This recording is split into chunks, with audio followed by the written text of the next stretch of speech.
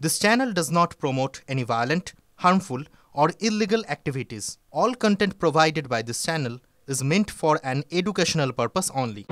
Trump যেমন ঢুকেছেন সংঘাতে, তিনি তেমন ঢুকেছেন সংঘর্ষ বিরতিতেও।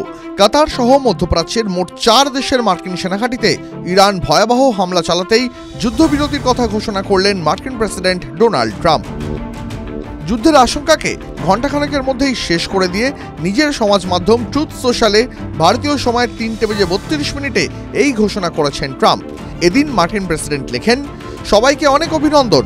আগামী 12 ঘন্টার মধ্যে ইসরায়েল ও ইরান সম্পূর্ণভাবে যুদ্ধবিরতির সিদ্ধান্ত নিয়েছে, অর্থাৎ যুদ্ধ একেবারে শেষ।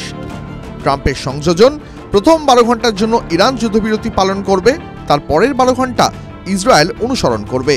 এরপর 24 ঘন্টা কাটলেই টানা 12 দিন ধরে চলা সংঘর্ষে একেবারে ইতি টানবে দুই দেশই।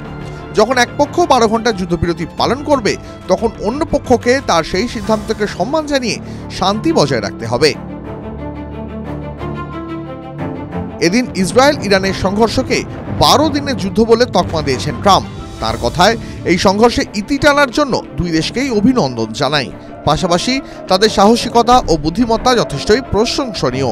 এমন একটা যুদ্ধ যা বছরের পর বছর ধরে চলতে পারত, দুই দেশ তথা গোটা মধ্যপ্রাচ্যকে শেষ করে দিতে পারত, কিন্তু তা হয়নি, আর সেটাই মঙ্গলজনক।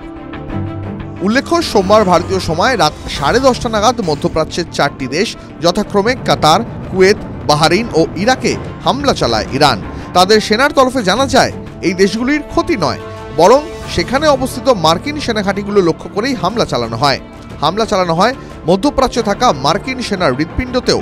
বলা চলে, এই গোটা অঞ্চলে কাতারেই রয়েছে মার্কিন যুক্তরাষ্ট্রের সব থেকে বড় সেনাঘাঁটি। মূলত সেটিকে ধ্বংস করতেই হামলা চালিয়েছিল ইরানের সেনা। তার ঘণ্টাখানেক কাটতে না কাটতেই সুর নরম করলেন ট্রাম্প।